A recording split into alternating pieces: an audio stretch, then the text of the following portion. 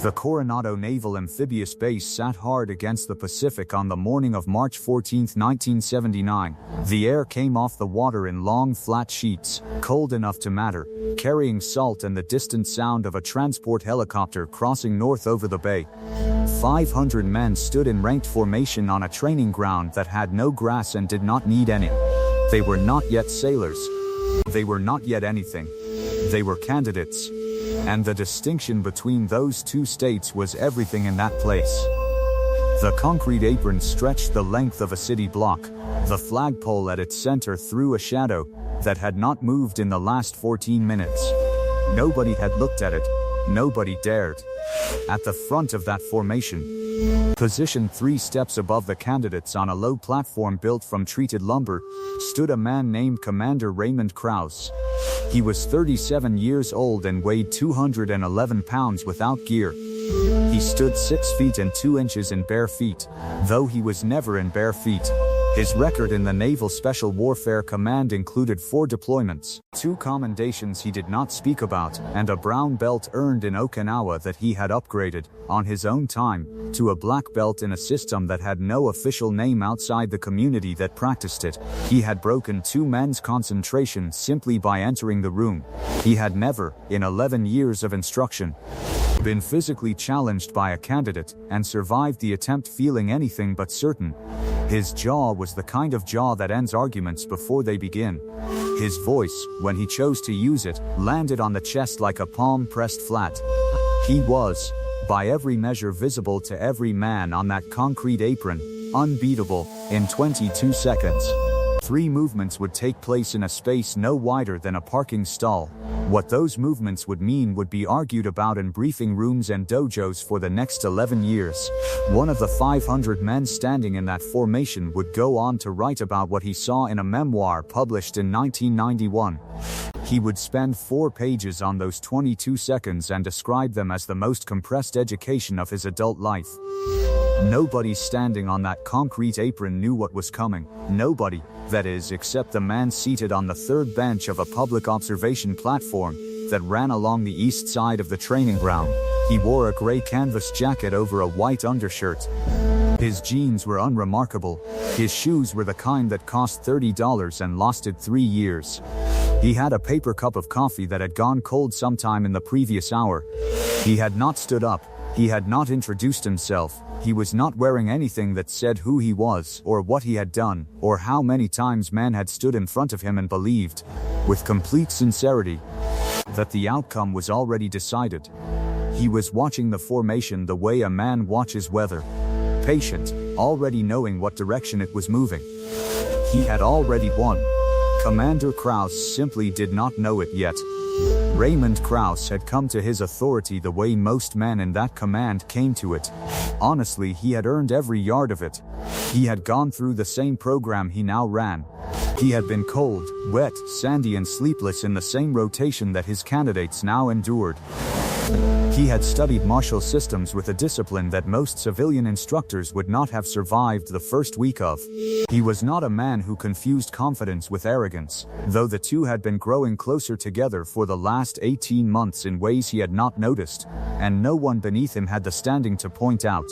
The previous autumn, during a joint service demonstration in San Diego, Krause had watched a film clip that a colleague had brought in on a reel. The clip was from a tournament. It showed techniques he recognized and a few he did not. His colleague had spoken a name. Krause had nodded once, the way a man nods at a name that has reached him through enough layers of retelling that he has formed a picture of it already. A picture that may or may not resemble the truth. He had said nothing dismissive. He had simply filed the name in the category where he kept things that had not yet been tested against him personally, and therefore remained uncertain quantities. That was the category he kept most names in. It was a large category. What he did not know, on the morning of March 14, was that the colleague who had shown him the film had also made a call, and that the man who answered that call had agreed, as a courtesy, to observe a morning session at Coronado, and that this man had arrived 40 minutes early and was now sitting on the 3rd bench of the observation platform with a paper cup of cold coffee watching 500 men stand in a formation that none of them would ever forget. Kraus began the session the way he always began. He moved through the candidates at a slow walk, speaking at a volume that required attention to hear. He corrected posture without touching. He named specific failures in specific terms. He was good at his job. This was not in question. After 12 minutes, he stopped near the center of the formation and turned to face the observation platform. His colleague was seated in the first row. The man in the gray jacket was in the third. Kraus looked at his colleague. His colleague tilted his head toward the third row. What Kraus said next was not said with cruelty. It was said with the particular certainty of a man who has been the most capable person in every room he has entered for long enough that he has forgotten the rooms might vary. He stepped down from the platform. He walked toward the observation bench. He stopped at a distance of approximately 12 feet. 500 candidates did not move.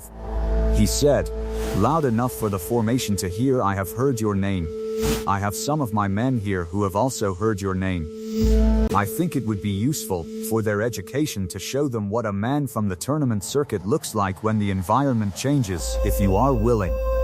The specific word he used before the phrase "from the tournament circuit" was a qualifier that reduced the thing he was describing to something regional and contained, something that operated inside rules. Something, by implication, that would not survive contact with the real.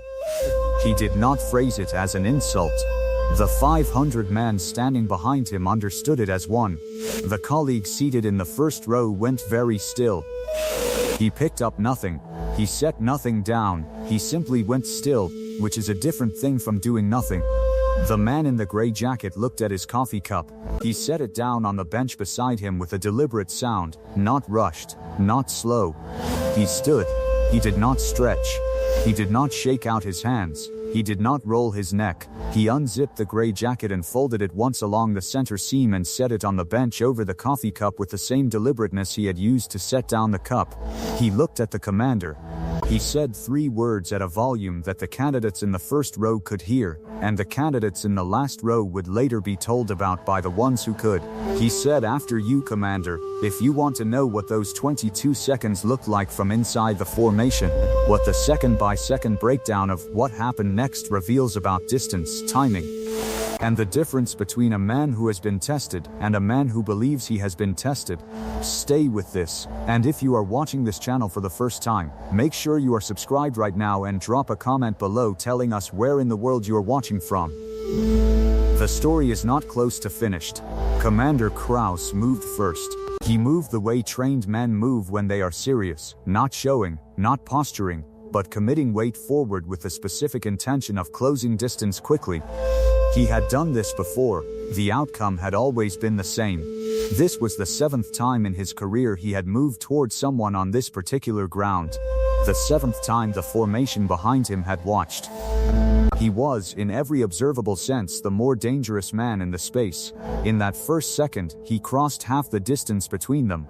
His lead hand came up. It was a measuring gesture as much as a strike, the kind that determines whether the man opposite will flinch back or hold. Most men flinch back. The information that produces tells you everything you need about the next 30 seconds. The man in the gray jacket did not flinch back. He did not step forward either. He moved 11 inches to his left, which does not sound like much until you understand what 11 inches means in that context. A fight is not 2 men hitting each other. A fight is a negotiation about distance. And the first man to control the geometry of that negotiation controls everything that follows. 11 inches of lateral movement changed the angle of Commander Kraus's forward momentum in a way that moved his center of gravity past the point where his own technique could use it. His lead hand found nothing. His back foot loaded weight it had not planned to carry yet. In the second, Commander Kraus adjusted. He was good enough to adjust. He did not overcommit. He pulled back the lead and re-established his base, and for one specific fraction of a moment he looked like the most composed man in the space. 500 candidates may have exhaled, they would not have been wrong to. The man in the gray jacket had simply moved aside. That was all. Kraus was still upright, still balanced, still the more credentialed man on the concrete. Then the third second arrived. Kraus committed to a technique he had used to end 11 training demonstrations in 11 years. It was the technique his system had built upward from, the one that his own instructor had shown him in Okinawa on a Tuesday morning when the air smelled of rain and motor oil. It was the technique that had worked every time, without exception, at full speed, against men who knew it was coming. He executed it with complete technical accuracy. The man in the gray jacket read it at the moment of its departure and not a moment before, which is the only moment that matters. He did not read the shoulder. He did not read the hip. He read a shift in the specific weight of Commander Kraus's attention that occurred approximately 1/15 of a second before the body followed. He moved to his right. He moved to the outside. He was no longer where the technique expected him to be. The tournament director from the San Diego circuit, a man named Gerald Okonkwo, who had judged 412 bouts over 12 years, and who had been seated in the observation platform's second row since 8:15 that morning, would say later that what he saw in the subsequent 2 seconds was the cleanest example of positional dominance he had witnessed in a non-tournament setting. He said it quietly to the colleague in the first row. He did not say it to anyone in the formation. Some things are instruction and some things are private, and Okonkwo knew the difference. In the 4th and 5th seconds, 2 things occurred in a sequence so compressed that witnesses in the back rows of the formation would later disagree about their order. The first was that the man in the gray jacket established a position on Commander Kraus's outside line from which Kraus's trained responses gave him no clean exit. Not because those responses were wrong, they were correct. They were simply designed for an opponent who was where opponents usually stood. The second was that Commander Kraus attempted a correction that required his weight to shift backward and to his left at the same moment, which is a correction that works until it meets a hand that is already in that space. The hand was already in that space. On the bench in the second row, a man named Warrant Officer Dennis Faraday, who had been a candidate on this same concrete apron 9 years earlier, and had since accumulated a record that would not be declassified for another decade, set both palms flat on the bench in front of him, and did not lift them for the next 11 seconds. He would describe this later as an involuntary act, the body's response to watching something it had not known was possible. In the 6th second, Commander Kraus attempted his best technique for the 3rd time. The 3rd attempt is always the truest read of a man, because by then he knows the first 2 have not landed, and what he chooses for a 3rd reveals whether he is adjusting or simply hoping. Kraus adjusted. He did not hope. That was the most honest thing about him, and it was not enough. The man in the gray jacket met the 3rd attempt at a point 18 inches from its origin, which is not where techniques are typically interrupted, and redirected its energy in a direction Kraus had not offered it permission to go. In the 7th second, Commander Kraus was not standing. He was not injured. Nothing had been allowed to land. Not one strike, not one throw, not one technique had been applied at anything beyond the pressure required to establish the lesson. The man in the gray jacket had touched Commander Kraus's right shoulder with his left hand and the side of Kraus's left knee with a movement that occupied less surface area than a handshake. And Commander Kraus was on the concrete of the training ground with his back to the sky and the flagpole's shadow falling across his left boot, and the 500 men in formation behind him were making no sound at all. Not one sound. The morning held that silence the way a room holds the air after a door has been closed for the last time. The man in the gray jacket did not stand over Commander Kraus. He took one step back. He brought his hands together in front of him, not a gesture of victory, a gesture of completion, the same way a craftsman steps back from a finished joint to let the work speak for itself. He waited. He would wait as long as it required. Kraus's right hand came up from the concrete first, his left followed. He did not rush. A man who rushes to stand after something like that is a man performing recovery for an audience. And Kraus was not performing anything in that moment. He was calculating. He was in the specific silence that arrives when a man's understanding of something he believed settled is being revised from the foundation. He was on the concrete for 4 seconds, which is a long time to be on the concrete in front of 500 people who report to you. He stood. The man in the gray jacket had not moved. His hands were still folded. His feet were still in the position they had occupied when the 7th second ended. He looked at Kraus the way a man looks at something he has no wish to diminish. He extended his right hand. Kraus looked at the hand, then he looked at the face above it. Then he looked at the formation. Then he looked at the colleague in the first row, who had gone carefully neutral in the way that people go neutral when they understand that the moment does not need them. Then Kraus looked back at the hand. He took it. What the man in the gray jacket said next was spoken at a volume that reached Commander Kraus and no one else. Not the colleague in the first row. Not Warrant Officer Faraday with his palms on the bench. Not Gerald Okonkwo, who had leaned forward by 6 inches without knowing he had done it. Not one of the 500 men in formation, who would spend the next 11 years asking each other whether anyone had heard it, and receiving the same answer from every person they asked. Nobody heard it. Only Kraus heard it. He would not repeat it for 14 years. When he finally did, in a deposition unrelated to this story, he repeated it in a single sentence, and then declined to elaborate. He said that what he had been told was not a lesson about technique. He said it was a lesson about the difference between what a man has been tested against, and what a man has actually seen. He said those two things are not always the same thing, and that learning the difference is not comfortable and is not supposed to be. Commander Kraus stood at a fork in the road on that concrete apron in front of 500 men who had not blinked in the last 30 seconds. The fork is always the same, whether the ground is a dojo or a training base or a kitchen or a boardroom. A man chooses what to do with the moment the proof arrives. He chooses whether the proof is the thing or whether he will spend the rest of his energy making the proof smaller than it was. Kraus turned to face the formation. He said, "What you just watched is what a man who has spent 30 years understanding distance looks like. That is your standard." Dismissed. He did not name the man. He did not ask the man to stay. He did not explain or reduce or qualify what had happened.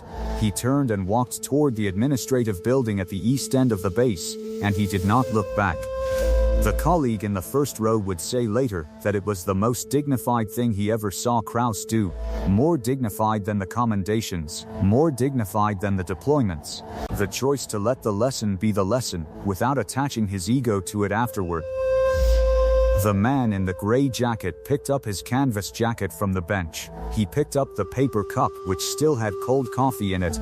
He walked to the waste bin at the edge of the observation platform and dropped the cup into it. He put on the jacket. He did not say anything to anyone in the formation. He did not seek out the colleague to confirm what had happened. He walked to the parking area north of the training ground and got into a vehicle that Warrant Officer Faraday would later describe only as unremarkable, and he drove away from Coronado Naval Amphibious Base and back toward the rest of a day that he had not interrupted for this and would not interrupt for most things. Gerald Okonkwo was the first to move after the vehicle left the lot.